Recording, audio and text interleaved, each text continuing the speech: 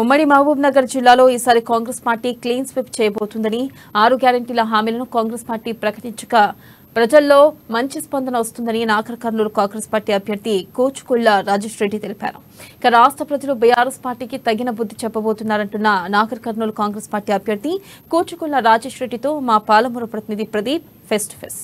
పాలమూరు జిల్లాకు సంబంధించి 14 నియోజకవర్గాలకు గాను 8 నియోజకవర్గాల్లో అభ్యర్థులను కాంగ్రెస్ పార్టీ ఈరోజు విడతగా ప్రకటించింది. అయితే దాదాపు 14 నియోజకవర్గాల నేపథ్యంలో సగానికి పైగా అభ్యర్థులను ప్రకటించిన నేపథ్యం ఉంది. అయితే ఈ సందర్భంలోనే మనతో నాగర్ కర్నూలు కాంగ్రెస్ పార్టీ అభ్యర్థి డాక్టర్ కూచుకుళ్ల రాజేష్ రెడ్డి గారు ఉన్నారు. వారిని అడిగి మరిన్ని విషయాలు తెలుసుకున్నాం. సార్ చెప్పండి, నాగర్ కర్నూలు నియోజకవర్గంలో 6 గ్యారెంటీల ద్వారా ప్రజల స్పందన ఎట్లా ఉంది?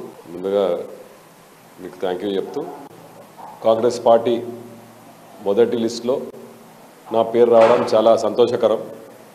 ఎందుకంటే నేను రాజకీయ అరంగేట్రమైన తర్వాత ఫస్ట్ టైం టికెట్ కోసం ట్రై చేయడం జరిగింది. అది నాలాంటి యువకులకు ఫస్ట్ లిస్టులో ఇవ్వడం చాలా ఆనందకరం. నాకు తెలిసి ఈసారి మొత్తం సర్వేల విధంగానే ఇచ్చినట్టున్నారు. కాబట్టి రాబోయే కాలంలో కంపల్సరీ కాంగ్రెస్ పార్టీ నాగర్ కర్నూలులో మన రాష్ట్రంలో జెండా ఎగిరేస్తుందని ధీమా వ్యక్తం చేస్తున్నారు. మన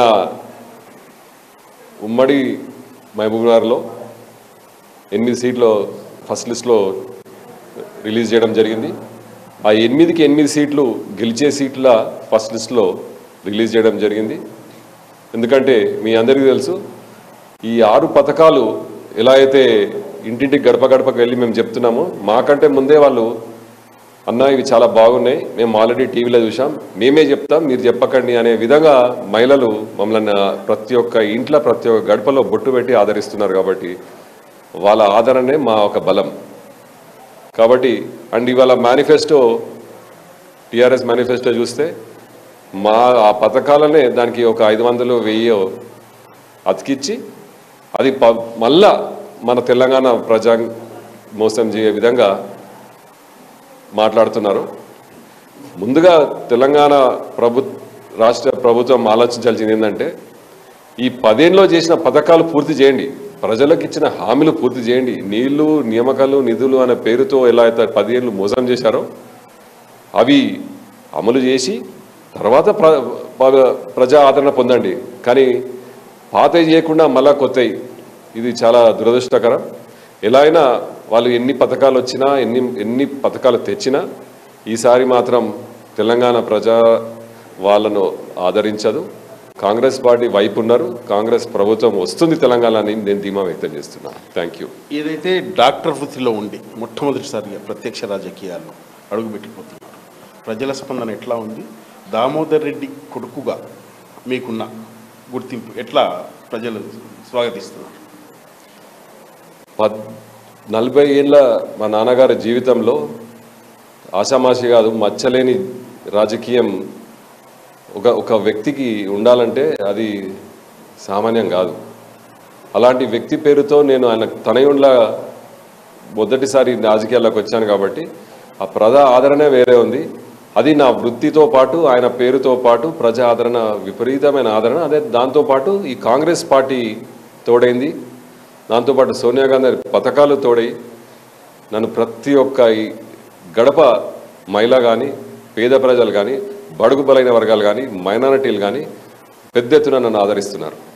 అయితే నాగర్ కర్నూలు నియోజకవర్గంలో ప్రత్యేకంగా మీరు గడప గడప తిరుగుతారు, సమస్యలు ఏమైనా చెప్తున్నారా? ఎటువంటి సమస్యలు చెప్తున్నారు? అంటే బీఆర్ఎస్ పార్టీ వైఫల్యాలను ఎండగడుతూ ఇంకా బీఆర్ఎస్ పార్టీ చేయని సమస్యలు ఏం చెప్తున్నారు మీకు?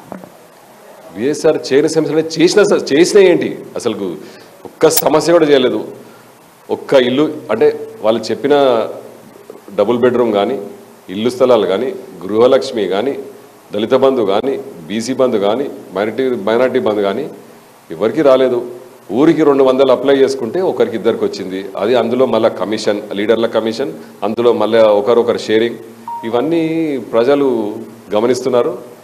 ఏ ఊరికి వెళ్ళినా, ఇలా పొద్దున్నే ఒక ఊరికి వెళ్ళాను జమిస్టాపూర్లో, ఆడ గుడిసెలు, కప్పులేని ఇల్లు, ఇటువంటివి చూస్తే బాధాకరం. నేను ఈడ సేవకుడిలాగా వచ్చాను, అవి చూసి అంటే నేను ఏదో సేవ చేద్దామని కానీ ఇంత సేవ చేయాల్సి వస్తాను నేను కూడా అనుకోలేదు.